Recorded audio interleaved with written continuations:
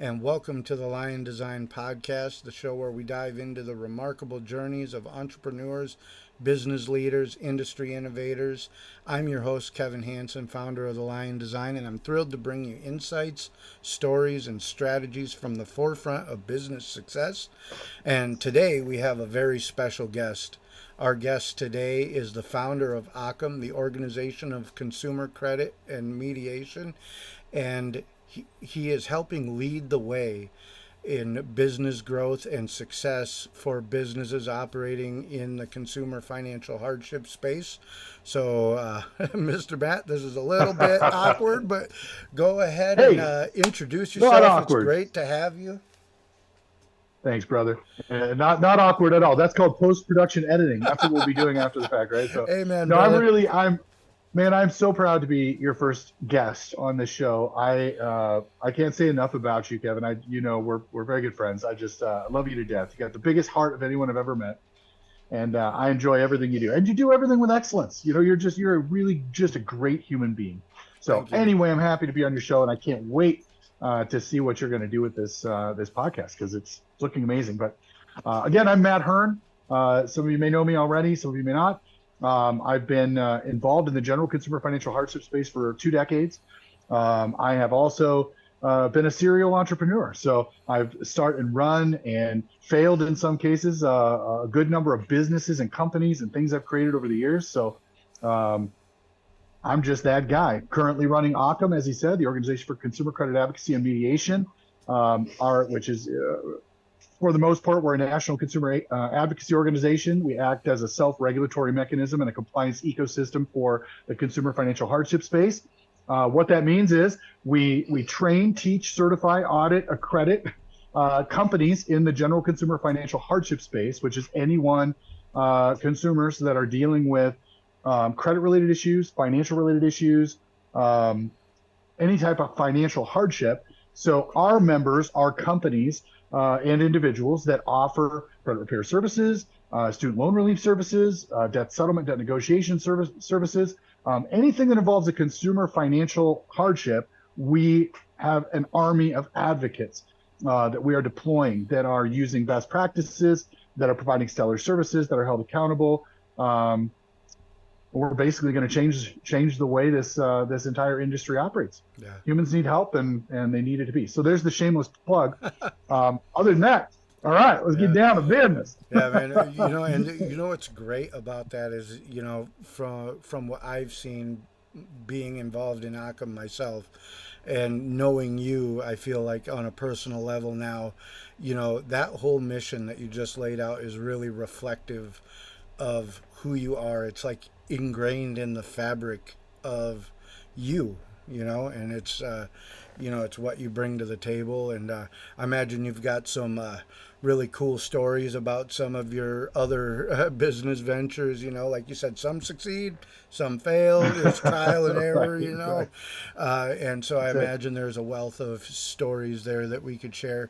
Some funny and whatnot. Speaking of that, other than Occam, tell me about something important about your favorite, most successful business venture. Wow, business venture. I'd say several things. Right, we've had several businesses over the years, and I run several now.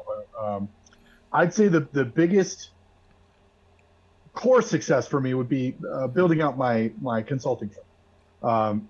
That was literally a pivotal moment in my life when I transitioned from being the guy that's doing it, right, starting the companies, building, scaling, and trying to run the companies, to being the guy that teaches other people how to do that. So I wouldn't say like you would. A lot of your members may think of it like a coaching thing, but it's not that.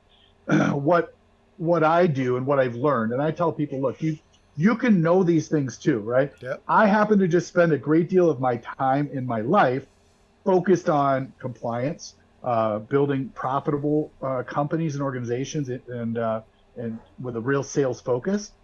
But more importantly, teaching people like how do you do this, right? The Yep. young kids today have no idea how to really build a real company, Yep. or to scale it for that matter, or what does it look like? They kind of just run side hustles, Mm-hmm. which is a terrible thing that I think entered our world. But my MSTARS consulting firm has been my bread and butter. It's basically what I've done for 2 decades. And my consulting firm deals with companies looking to either restructure completely in a regulated market. Maybe there's some regulatory issues or challenges statewide or federal that they've got to jump some hoops, right? Well, the mantra that MSTARS took on early on is that we bridge the gap between compliance and performance. You can't if you can't be ultra compliant and have it cost you in sales and revenue, right? Absolutely. So if you tell your agents, let's say you can't sell this thing this way, or you can't say this, you can't say that, you can't do this, can't do that, there's a lot of prohibitions there. Mm-hmm. And what those prohibitions do is they get into the heads of the agent or the operator, and they say, well, it's impossible, can't do it, right? I find the angles. How do we bridge that gap? How do we build a company around the framework of compliance and doing what's right so that we can insulate our company, mitigate our companies from serious regulatory risk. At the same time, use that to adopt new strategies that will propel your company forward. You have to have the revenues. If you're not selling anything, right, well, you don't have a company. So it doesn't make any sense to be ultra compliant to the extent that you can't operate your business or make money. Yep. So that's my main focus, and I found a myriad of strategies for these companies in these regulated markets to get retooled to perform better. And what they find is that by embracing compliance, you will actually perform better as a company, especially and you look a lot better as a company. Absolutely. You know, one of the 100%. things you said brought me up. I've done sales in other ventures even before my own business. And one of the things one of my trainers taught me kind of coincides with what you said. Always be selling. You know, Yeah, right. yes, always be selling. Real quick Yep. here for everybody that's watching, if you're interested, go ahead. You can scan the QR code. That'll take you to OCCAMalliance.org if you want to learn a little bit more about the alliance and the organization that we were referencing as well. Also, if you have any questions or comments, feel free to leave those in the comments section. I intend to leave a little breathing room at the end for question and answer FAQ type section. So if you have questions, go ahead and leave them in the comments. And then, you know, shameless plug here, feel free to like, comment, share, subscribe, all that good stuff that you always hear.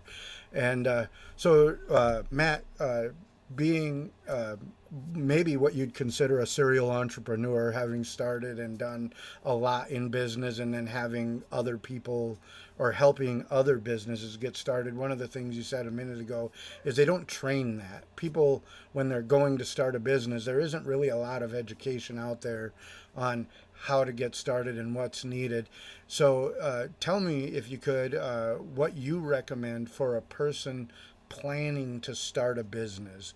What are some key questions they need to maybe look internally and ask themselves, and then look externally and also ask Yeah. that?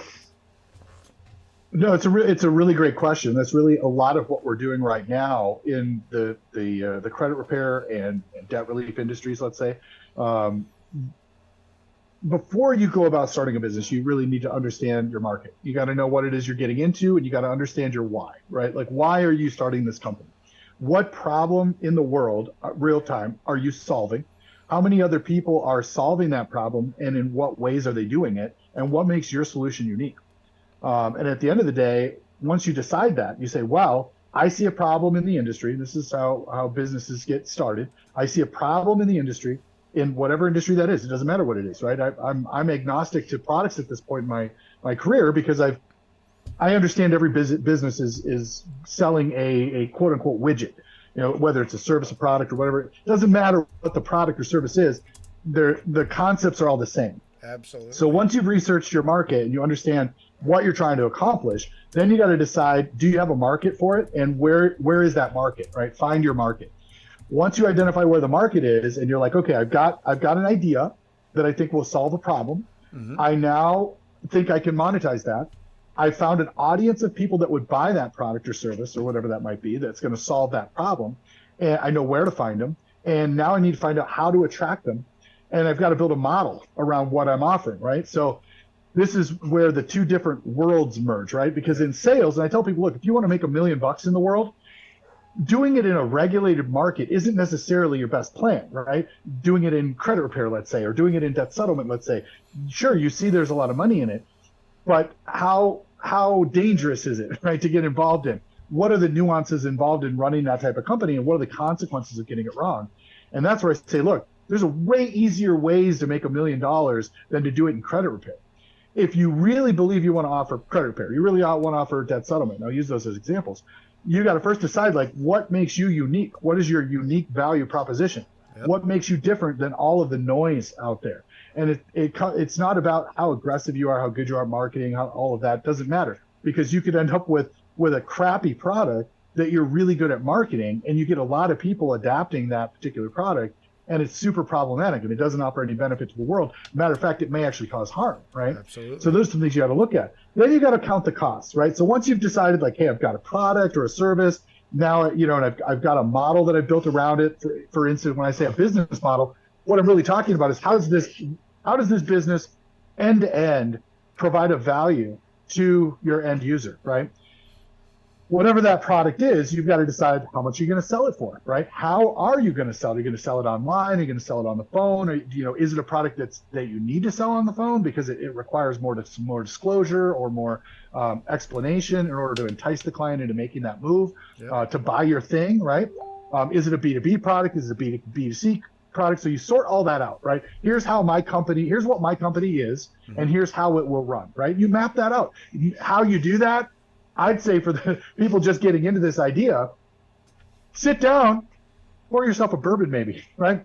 Have a sip, look out at the stars, right? Have a bonfire, let your mind get loose in that creative zone where you're thinking about this business, this opportunity, this thing you want to launch out in the world, and come up with all the ways that it could potentially fall apart, find all the ways that it's not going to perform, find all the ways that it could be problematic for you, and do that with a really critical eye, because the goal is, we call it the straw man technique. Poke some holes in this thing, right? Find out whether or not this thing is even feasible, right? Once you've done that, well, then now you can start to fix those areas. And if they're unfixable, you might find that you have a business concept that won't go anywhere. If it's a cool concept, but it's not going to go anywhere, put it in a parking lot. Just put it aside. Don't even put any energy on it, right? Once you've got what you want, now you got to decide how much is it going to cost you, right? This is where people go, I see I can make $1 million, or someone tells them, oh, you can make $1 million doing this.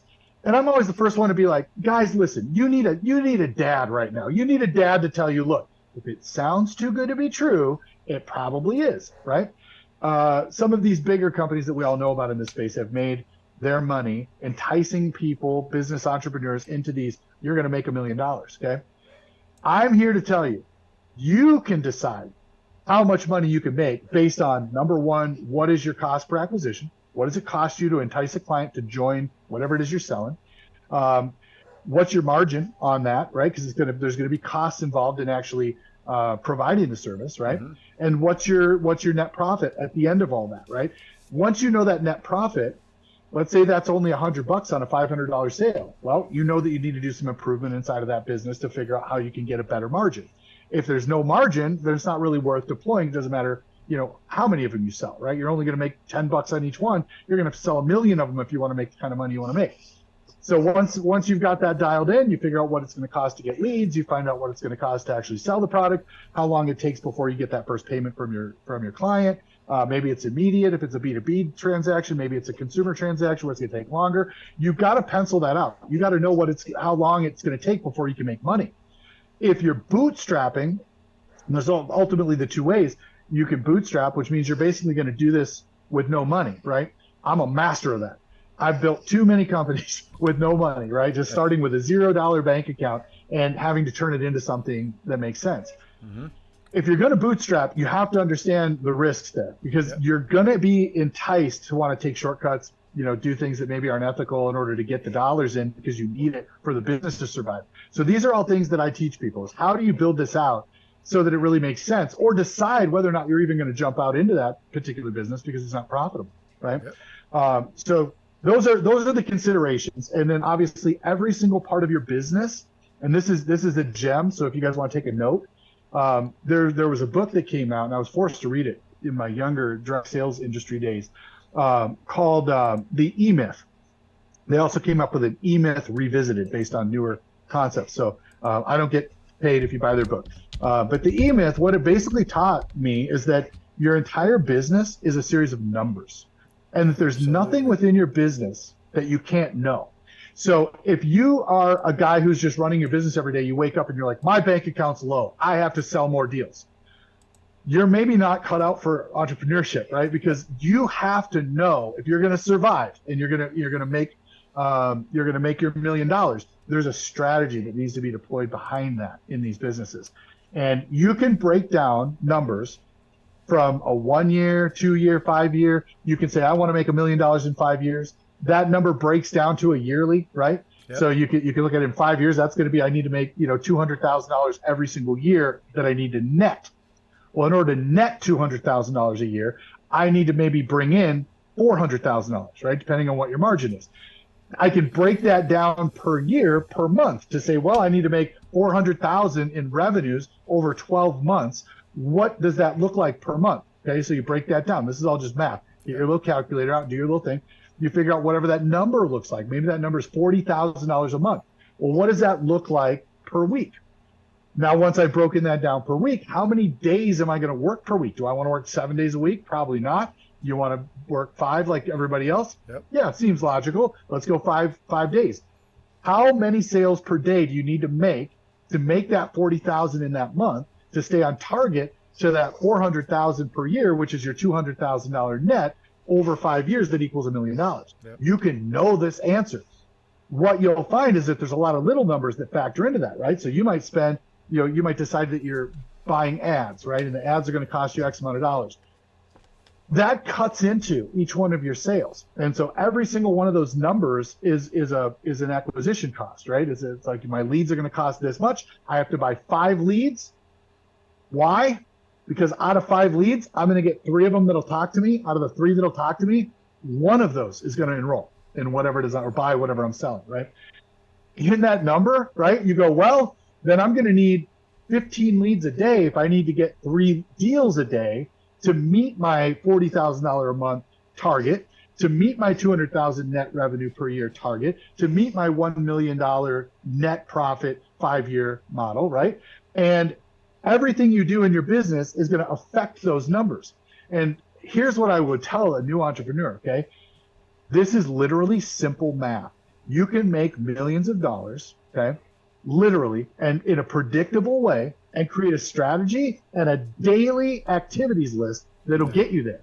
If you find that you got to do more every day than what you're willing to do to make that money, then you have to adjust your whole thing, because you can't grind yourself to death, right? To try to do this over 5 years. You want to find better ways. Now, what's neat is once you get your business operating properly and you're meeting those numbers, now you can adjust every one of those numbers north or south. If things start to happen, maybe the market changes and you start seeing a decrease in the amount of sales, you've got to be able to look at the numbers and go, man, I'm only closing 18% of my contacts. So does that come down to being a sales issue, or does that come down to being a lead issue, right? Or does it come down to being a product issue? Is your product not as hot as you thought it was, right? So these are all things you can know and adjust real time that will make you those dollars. So I could go on forever about that. So, but there's a nugget for you, right? Yeah. Don't buy into this hype out in the world that, if you hear a guy say, you can join my little thing for $1,500, you'll be a millionaire in a year. Garbage. Yeah. Not true, right? Yeah. There's a way to know these things. I love the way that you broke that down, because sometimes those type of numbers are daunting to people. Yeah. And I love the way that you explained how to break those down to yearly, quarterly, monthly, weekly, daily. And when you get down granularly to those daily goals, like I can put a Post-it on my computer and be like, this is my goal today. And this is what I need. And you can, just like a 12-step program or something, you can say, this day, I'm going to do this.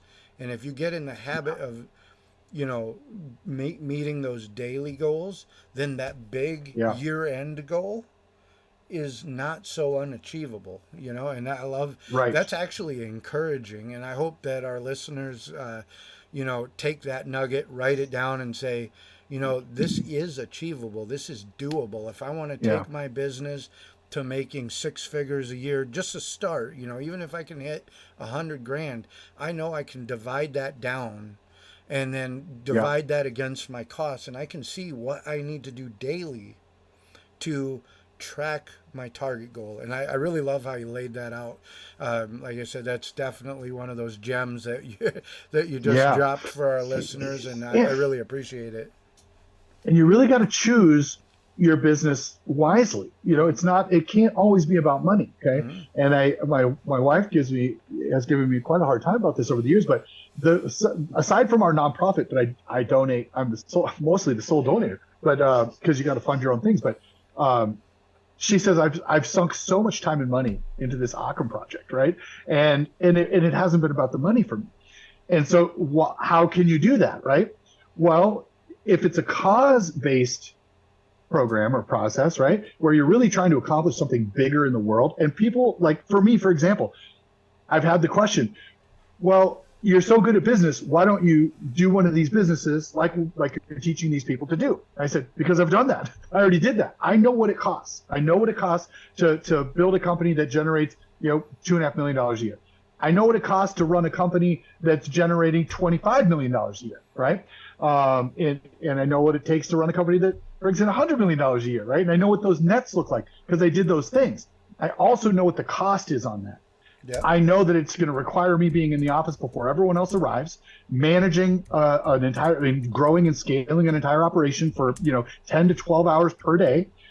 Weekends, I'm going to be thinking about it, talking to people, managing crew. It's a big deal. It's a big endeavor. And some people really enjoy running that kind of a business, Yep. right? And some of them are just young enough to be doing it. And I just encourage them. I'm like, look, take this old timer's wisdom, because I've done what you're trying to do now, and I know where you want to go. I know where you need to get, and I can tell you exactly how to get there. And if I haven't done exactly what it is that you're doing, and you've got something novel and cool, I'm also all about it, right? Let's find the creative ways to get through, and to really blow out, your company, but not cost you all of your time, right?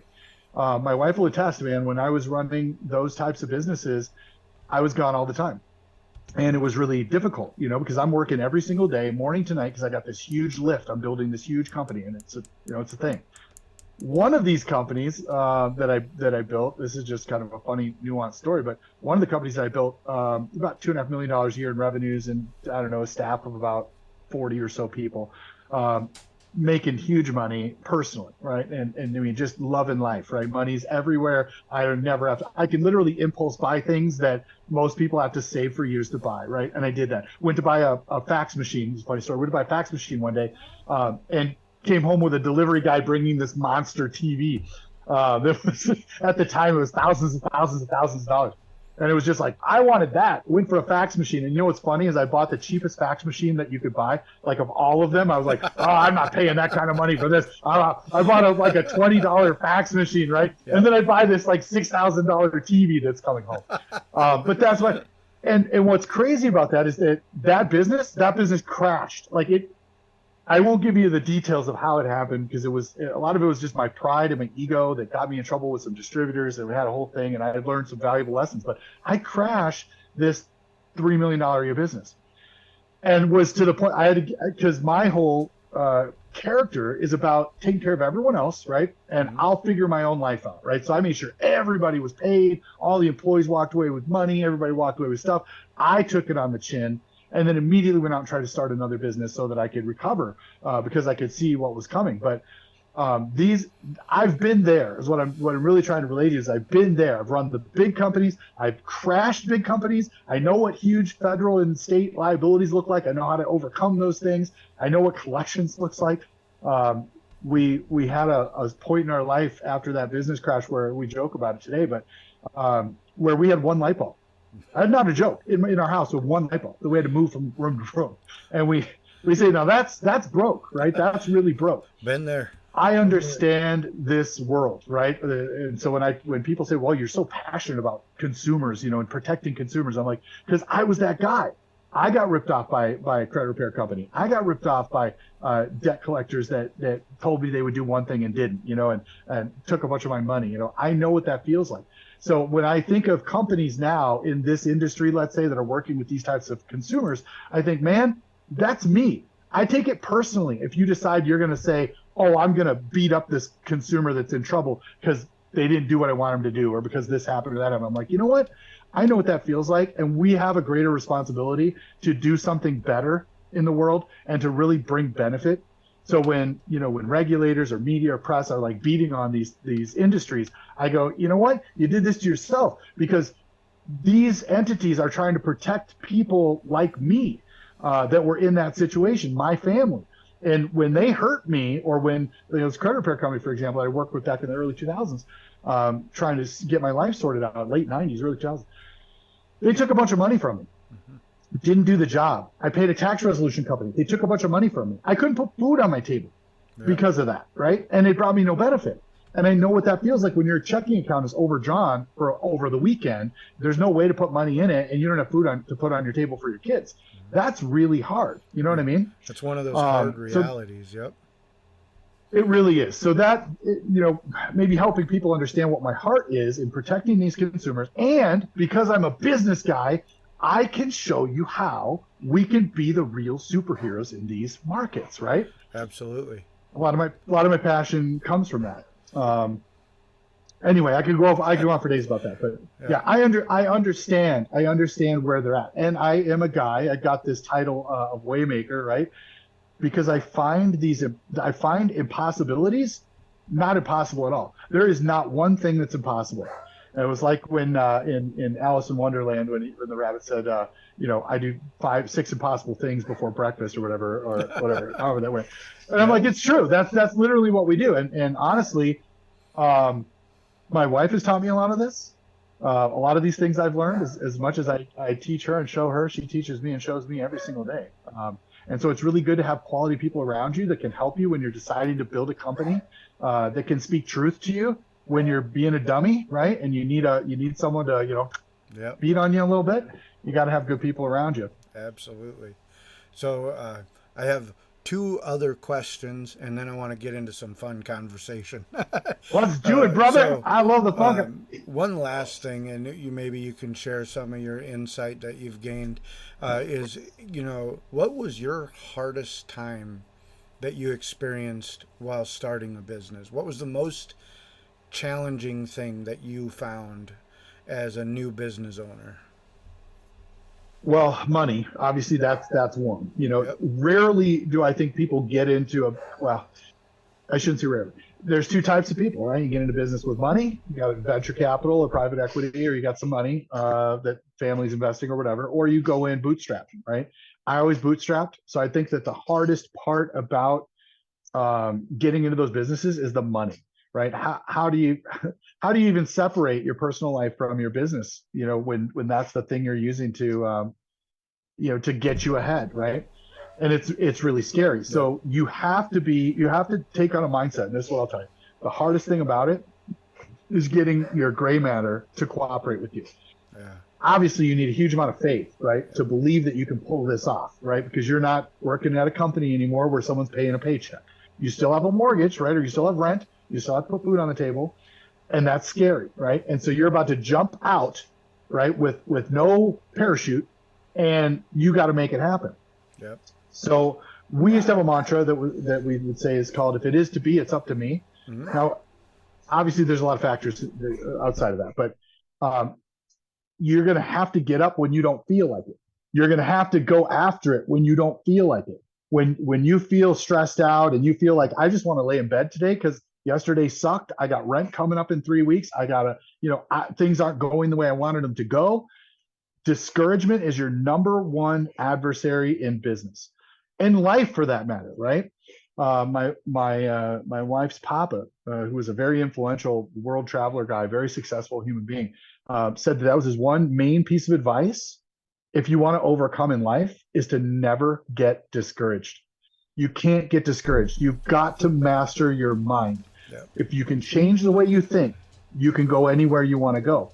But you've got to be the one that gets up and pushes you forward. No one else is going to push you forward. You're looking at your wife or your kids or your whatever, and they're trusting you in making this leap into business, right? It's up to you at that point. And if you're waking up and you're going, staring at your computer, I've done it. I know how this looks. Refresh. Yep. Refresh. Where's my deal today? Refresh. Maybe I'll send an email. Refresh, right? That's you not overcoming you. Yep. You've got to have the plan, and you've got to be the one that steps up into that role. And I would say you will only be able to accomplish at the level that you are personally developed, right?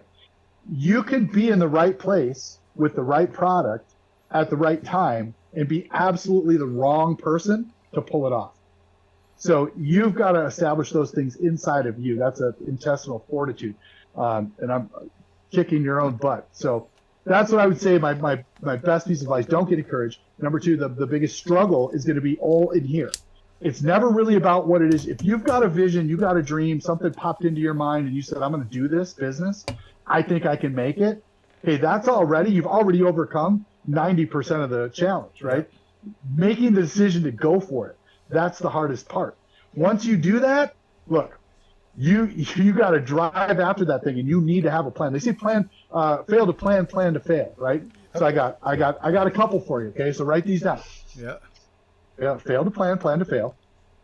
Inspect what you expect. If you are expecting something to do a certain thing and you just push it out there and then you don't manage it, monitor it, adjust it, control it until it's producing what it needs to produce, then truthfully you're not inspecting the thing you're expecting, and it's never going to manifest, right?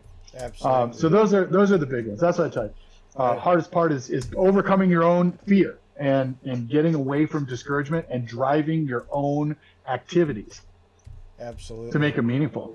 If you guys are wondering what I'm doing here, I'm dropping some of these gems in the chat so that you guys can come back. And the podcast will be available after this today, because there is really a whole lot of knowledge here. And I wanted to, real quick from my perspective, go back and touch on one of the things that you said, because as a business owner myself and looking to grow and expand and hit some bigger goals, one of the things that I struggle with, I bootstrapped my business. I started it with no money. I mean, God gave me a vision, and I just was like, okay, I'm stepping out in faith, be a light unto my feet, and right. I don't know where that next step is going, but I'm going to step there. And I'm going to go for it. One of the things, though, that I struggle with, even currently, is because I bootstrapped my business and I feel like I was granular from the start, Mm-hmm. I feel like my identity and my business identity, there's no degrees of separation, because you get invested in it. When you go all in, it's hard to define the difference sometimes between Kevin Hansen and the Lion Design, Yeah. And They're so almost one and the same, right? When I look at, I'm offloading some of my work now. I have a couple of people that, help me out on a contract basis. I was going to say contractual, but my tongue got tied there. It's so hard when your identity is so tied into your business and you're looking to grow and you've set these goals and you've set this plan in motion, that when you have to trust to hand off a piece of that work that is so inextricably you to someone else, because you cannot achieve that goal all on your own. Mm-hmm. You need to bring on help. And so, as part of that personal development that you talked about, that kind of tied into that. And I've been working on that as we go, Well, I'll tell you what, Kev, I'm super impressed with the way that you do your business. When take AI, for example, right? This is a funny story. Can I tell a funny story about you? Absolutely.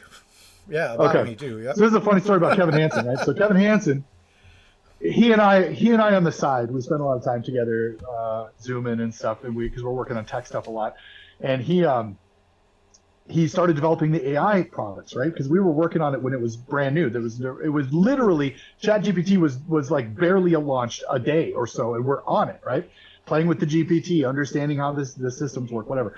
And I could see the fire in Kevin's eyes. He's like, dude, this is a game changer. And he started going after it. And he was going to these little watching YouTube videos, going to these forums and the different Discord forums to learn from AI experts that were kind of on the cutting edge of this stuff. And he said, okay, here's the deal. I'm building an AI bot. This thing's going to be sick. And I'm like, dude, I'm into it. Let's watch, right? So he's building this thing and he's training it and he's making it do it the first kind of AI chatbot system. And, everything's moving so fast now, but this was months and months and months and months and months ago when he first discovered this. This is hilarious. So he calls me, and it's late at night. It was late one of these nights. For me, it was late, so I know it was real late for him. He's like, dude, you got to see this. I got to show you this right now. I'm like, cool. He goes, do a screen share and go to my website. I'm like, cool, I'm going to go there. So I go to the website, right? And I open it up on screen share, right? And I look at it, I'm like, wow, that's interesting, right? I thought maybe my settings were messed up because everything on the screen was huge. These balloon people were like massive, had this big giant block, was like taking up half the page. And he's like, scroll down. And I could hear it in his voice. He's like, no. And I'm scrolling down at the bottom. I'm telling you what, this is from my perspective. This probably wasn't exactly what appeared to him. But it was like this little AI bot guy on the bottom of the screen just spewing out words randomly and nowhere. The whole site is jacked. It's like the bot got drunk, took over the website, destroyed everything. He's like, what am I going to do? Oh, my God. But he gave the bot a little too much control of his website. The whole thing went down, and I was laughing so hard. I was like, this is the funniest thing I've ever seen in my life, dude. You built a bot, and you gave it some leadership on your website, and it decided to get drunk and just ruin everything, right? But what was awesome about it is he was willing to I'm going to test this out on me first, right? Yep. And it didn't go well. But since then, I mean, look what you've created. I mean, you've created an entire suite of these chatbot systems and different AI integrations that are extremely cutting edge. You're light years ahead of anybody in the space that I've seen. And I just love to watch you grab a hold of these things and then just run with them. That is really, I mean, that's some solid entrepreneurship for sure. That's and also probably ADHD. Why you're going to be very successful. right. But what's fun, shiny man? thing. What's fun? Shiny tech thing. But now look at what we've got. We've got these absolutely. fully trained AI systems. We've got we've got an OCCAM official compliance AI that is trained in every one of the laws that impact these types of businesses. Yep. And it also is trained in the marketing and sales, and it can tell you how to market things, how to post things that are going to be compliant. Super cool. And that's you, buddy. That's you grabbing a hold of this and saying, yep, this is where we're going. And you went there. Yep. So you are yourself probably one of the best entrepreneurs. You'd interview yourself on your show. I wouldn't say that, but I mean, I always tell people, it's not me. Like God gives me things and puts things in my path, and it's for me. I just step out when I feel like there's a calling or there's something there that I need to do. And when I started playing around with these AI bots, I have a mixed bag of feelings on them, but I was like, God has given me this tool. He said, there's something here for you. Dig in. And I grabbed it and I was like, oh yeah, I can do this and that. And what a cool way to enhance your services to your clients. I mean, that was my first thought was everything that you do offline, and maybe your clients don't understand this either, but I see this in Kevin. I see it every day because I work with him daily. He's always thinking about you guys as his clients in his system, and how can he better enhance or give you advantages. And he'll spend a countless number of hours outside of anything that he gets paid for to develop these things so that he can deploy them to you guys who are using the Line Design services. So I find that really cool. Most people don't do that. They come up with a profitable thing, they build it, they deploy it, they automate it, it just works. They just sit back and collect the money, and there's not much to be done. Kevin's not that guy. He's all about trying to make sure that day by day you've got the most cutting edge tools and most cutting edge site technologies that there are. Yeah. That's huge, buddy. That's huge. I appreciate that. That means a lot to me coming from you, Matt. I think it was I'm impressed Stephanie, by it. Who is currently watching right now, who once or twice or three times upon a time asked me, "Do you ever sleep?" Right. No, yeah, but it's all fun. So now, um, so I want And you to. Oh, go I ahead. was, I was gonna say, don't forget to let these guys know about your TikTok channel. Oh yeah, I got TikTok and YouTube. I'll be posting them in the comments. Oh yeah, and Maybe we'll I get a got riff some out of you I today. got some guitar stuff. I don't know if the audience can hear the music playing in the background. Otherwise, I would have already maybe grabbed my guitar. If you can hear a little background music, go ahead and comment one in the chat. But yeah, I do. I do have some music there, and actually, I think because of the little audio snafu at the beginning, I don't have that playing right now. I could probably put it on or go grab my guitar, Uh, but so we'll put it on in post production. yeah, Post production editing, we'll we'll fix all of that. put it on in post. Post is great. Yeah. So what was I gonna say? I know one of the other things you and I both have in common is we love history and sci-fi. We both love Stranger Things. Stranger Things 5 Yeah. is going to be coming out soon. If you guys that are watching have a favorite movie or a favorite book, go ahead and comment that in the chat. But Matt, what's your favorite movie or TV series? Or actually, since we were talking about Stranger Things, do you have a favorite scene in Stranger Things?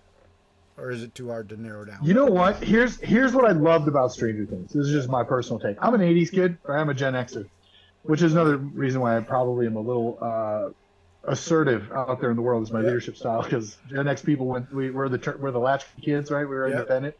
Um, I felt like Stranger Things had almost all of the elements of my favorite '80s childhood movies. Right? Yep. It had the Goonies feel because it's got the kids. It had the Indiana Jones feel because it had the Nazis. It's got the monster feels, right? It had like literally every single, if you could say it, iconic '80s action kids movie thing. It's got it all. Yep. I watched start to finish. Just I loved it. It just got more and more iconic in the '80s theme music and the '80s theme set. I just thought it was great. The story was really cool, and Eleven is fantastic. She's Yep. obviously probably everyone's favorite, but she just did such a fantastic job. And I've seen that actress also in the what's the Holmes one. Yeah. She plays Elnora Sherlock Holmes' Holmes or sister. Eleanora Holmes or Yeah. And she's just a great actress in yeah. general. So anyway, And I love she's in Stranger Things. You got Jurassic me hooked. too. There's another Jurassic thing there. I think one of my favorite things. So funny story is I watched the pilot episode because my niece told me to watch it. She said you'll love it. I watched the pilot episode. I didn't like it at all. I never Yeah, went back to it. But then she came and spent the night. She said, "No, you got to watch at least two. You'll get it." And so I did, and I watched it, and I was like, "Yeah, this is amazing." And the one cool thing that I think a lot of people don't talk about Stranger Things, and looking back in my childhood, is it seems authentically 80s. Like, obviously, the hmm production quality is better, and from a technical standpoint, it doesn't seem like 80s. But if I dip back in my memory, and I remember going to the mall, and I remember going to school, and I remember what the kids looked like, and I remember what we did, it's so 80s. Like, yeah, that was really right. it. And I was like, it was awesome. And then the story evolved. My favorite scene was when that bully was going to push Mike off the edge of that cliff on that road or whatever, and Oh 11 yeah, comes around and does that little magic thing, and, yeah, and yeah, that was cool. But she took care of the bullies and made him pee himself in front of everybody, and yeah, it was really for cool. sure. It was really cool. No, we're both nerds in that way, Yep. which is kind of funny because I would have never considered myself a nerd, but I'm kind of a nerd. Yep. I like the sci-fi quite a bit. Next Generation, the Star Trek Next Generation with Patrick Stewart, Oh. Picard, and Yep. Riker, and the way that show, that series was laid out, where they episode by episode, and they were tackling some sort of, I would call it, cultural things that they dealt with, but in a real sci-fi way. And it was it's just still to this day one of my favorites. Next Generation, Twilight Zone, the original series. I grew up on it. I have all of the episodes. I watch those. I love them. And then movie-wise, I would say 300. I think one of the best movies that I've still to this day. 300, Zack Snyder doing his thing, bringing that sort of new type of CGI hybrid into the mix for the first time, and it's still iconic. You could watch the movie 300 over and over and over again. It never really gets old. Yeah, it So was really good. I love stuff like that for sure. Yeah. So I watch brainy stuff too, and Earth stuff. I like the Earth series and things like that. And there was actually here, I'll tell you something cool. Drop you a little bomb. There's a really cool little series. There was two movies they were called Samsara yeah. and Baraka, and they were more art, I think, more digital. Well, I wouldn't say digital art, but photographical art. I don't know, video art. I don't know what you call it, but it explores all these different things across our planet, different cultures and places, and it does it in this really. It won all these awards, but it's a Baraka and Samsara. If you have an opportunity to check them out, you should check those out. It'll take you down a visual journey that'll just blow your mind. I haven't even heard of them, so I'm gonna have to write that down and check it out. Told you, man, dropping the bombs today. All the gems for you. Absolutely. So before we wrap up today, I have one last question that I think is gonna, really provide insight into you. And we talked about this a little bit before the live, but you have a reputation, Matt, as a fierce, aggressive business leader. And if I could, because I feel like I know the real you as much as one can over this distance, tell me about that from a leadership standpoint. I love that you asked that question. I really do. Because it's true. It's true. I am, and I've embraced this over the years. I can be extremely disagreeable. And that's a word that Jordan Peterson uses, right? Disagreeable people. I can be very stubborn in a lot of ways, but here's what it really comes down to. Okay. In leadership, okay, I come into an environment if I take on a leadership role, okay, then I'm going to do that with everything that I am, which means I'm taking personal responsibilities for things I had nothing to do with. Yep. Okay. And I'll give you a really great example. OCCAM as a whole. Okay. I did not cause the problems that are happening in the credit repair space. I did not create the regulatory issues that they're facing. Okay. They did that. I did not create all the bad practices in that space. Mm-hmm. They did that. Okay. Yet I'm coming in as a leader and I'm saying, guess what? That's my problem. That's my fault. I'm taking radical responsibility for something I had no say in creating, because that's what leaders do. They say, I didn't make this mess, but I'm going to clean this mess up and I'm going to try to help everybody involved, right? A leader watches out for the best interests of everyone. We're watching out for the best interests of the players. We're watching out for the best interests of the space and the market. We're watching out for the best interests of the end user or the consumer. We're really taking responsibility for caring for, protecting, and advancing huge groups of people. That means, though, that I don't get to be a guy who gets to be popular, right? Because trust me, outside of this role, I'd be the most popular guy in this space, I promise you, because I am a heck of a lot of fun. And I'm just I'm a really good guy. I hate that I even have to say it out loud. Most of you that know me know this already, but I'm your best ally, right? I'm your strongest weapon. If you're going to face an adversary and you got to put your leader out front, who do you want? Do you want the guy who's going to pander, the guy that's going to buckle under that pressure, or do you want the guy that's going to rise up and say, no, no. These are my people. I take responsibility for them and I'll fight you to the death, right? That's what a real leader, I feel, is. Taking radical responsibility for things that weren't theirs to begin with, willing to do the hard things, say the unpopular hard things, and to speak truth and to also tell the truth. I'm not always going to say things that are going to make you feel good, okay? But I'm going to say things that are going to help you and that are going to advance you, right? Yep. Because I genuinely love human beings. Mm-hmm. Every one of us is so valuable and so important and brings so much to the table.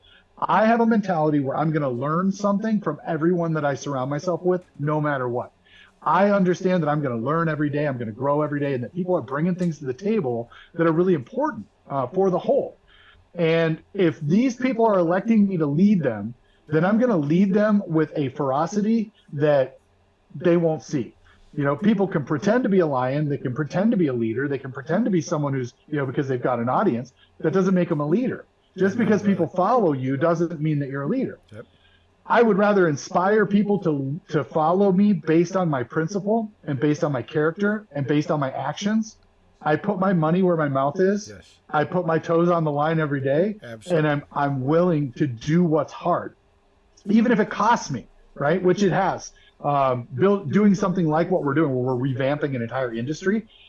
This is a massive undertaking. This is something I could never do alone. I need the industry itself to rally around the cause. Sure, I'll take the risk. I'll be the guy out front. I'll be the tip of the spear, but I need you all to come along, right? Or if you don't, I'm just a guy taking a walk, right? That's what they say about leaders without followers. You're just a guy out taking a walk. Yep. So I just always take the moral, legal, and ethical high ground, because in my world, things happen black and white. And sure, there's a gray area. I'm not saying there's not a gray area, but the gray area is dangerous. So I want to take the gray area and find creative ways to steer us from that into the white side of the land, the right side of the land. And there's really cool ways to do that. Yep. I believe that you should be able to make $1 million and do good at the same time. Yep. They don't have to be independent, They're right? not So exclusive. Yep. I gotta say it, right? I get into it with these guys online. You guys have seen it, for crying out loud, and they will intentionally polarize the industry against me, because there's agendas that play. There's agendas. There's money. People, I call it the old boys club. They've established themselves in these places, and their agenda is for themselves, not for the space. That's not a leader. Leaders have no agenda in the play other than to see what's best for everyone manifest, and to take the leadership role seriously, take responsibility, and actually create action, right? So I do. I say the hard things. They're not popular. It gets me in trouble sometimes. But if you understand that I'm doing this for your own good, and I'm trying to change the narrative, and I'm trying to help you see something that you're not able to see, because you cannot go somewhere new with old eyes. Absolutely. We cannot do something new, radical, and awesome and create a new future for ourselves if we keep doing the same things we've always done. What we've been doing led us here. This is not a great place to be. We need to go somewhere new, where there's immense amounts of success, longevity, uniformity, people aren't getting hurt, and everybody's able to prosper. Yeah. So that was the long story to why am I disagreeable. I believe in you guys, and I know that if I don't say these hard things, no one's going to, and the change won't happen. Absolutely. So I'm willing to step out front and take the brunt of the drama, if you will, to be able to say, no, I'm sorry, guys, this isn't right. This is the wrong way. We need to do it this way. Yep. I encourage people, when I hear these things, whether it's you or other people in my life that are considered leaders, people will take a hard idea, like you said, a hard truth, and it's not popular because of whatever reason. And I tell people, look at all of the greatest leaders in world history. In the moment, they were talking unpopular ideas, whether it was Roosevelt or whether it was Martin Luther King Jr., or whether, no matter who it was. Right. I mean, even Jesus, everything that was influential, affecting real change, in the moment was unpopular, because people tend to meet change with fear. Yeah.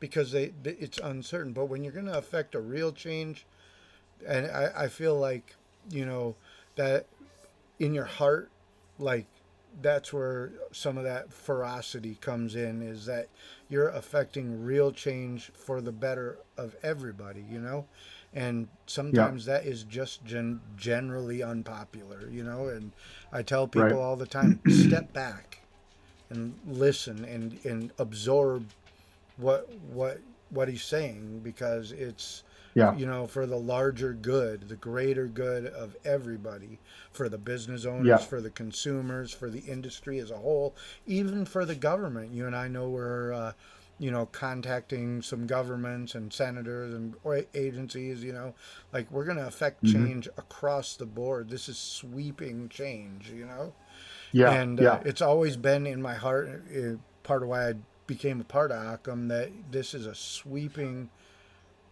huge, holistic change happening yeah. that is going to be for the betterment of everybody. That's right. And the part that people don't see. We have a whole team. We have a whole advisory board. Yep. Obviously, Kevin, you're one of our advisory board members, but we have a whole advisory board, and even more. We have a lot of research. We have lawyers, litigators. We have a professor, a law professor, that focuses in this industry, in the compliance side of this industry. We just have a huge team of people that Yep. most of the industry doesn't really get it yet. That we're not just a bunch of guys out here with a brand yelling stuff, right? Right. We really have a real strategy here, and I've been telling you for years, last 2 years as we were promoting these messages, we have a strategy and we have a plan, and we're executing that plan daily. Takes a while to lift something this big, but like Kevin was mentioning, and this would be a message I'd want to give to the industry at large. Okay, we are talking to regulators. We are talking to lawmakers in these states. We are engaging on a national and state level with teams of people that are doing this. Um, when we speak something or we put a policy position out or we whatever, trust me, it's because we know, and that's the only way. That's the only way that we're going to advance. Yep. Right? Heck, How do we know? Because we're talking to the right people. we Right? we had a board member on our board meeting the other day that got a call from the DOJ. So if there's ever While we were on any the doubt yeah, about the legitimacy of what our policy positions are, we are right, literally right. actually talking to these people. So it's coming That was up on well the. timed. Yeah, it That was. was It was well crazy. timed because we, So we needed some information. But yeah, yeah. that was great. So we're coming up on an hour here. We're probably going to Yeah. cut it here. It's been great talking to you, Matt. Before I end, I encourage you to click the QR code or scan the QR code. Go check out OccamAlliance.org. Read what we're all about. We have a board members page where you can, kind of get a light introduction to all the board members. Like Matt said, it's an entire team, and they're Yep. really doing great things. Occam is really affecting real change in the industry. So I strongly suggest you go check them out. It's been great, Matt. I look forward to talking with you more.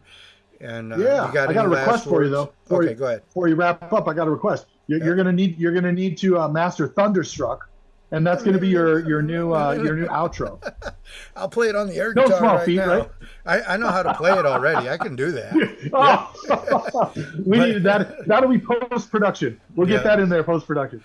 People And got to hear your guitar styles, man. absolutely. And I want to thank everybody that signed in, commented, shared.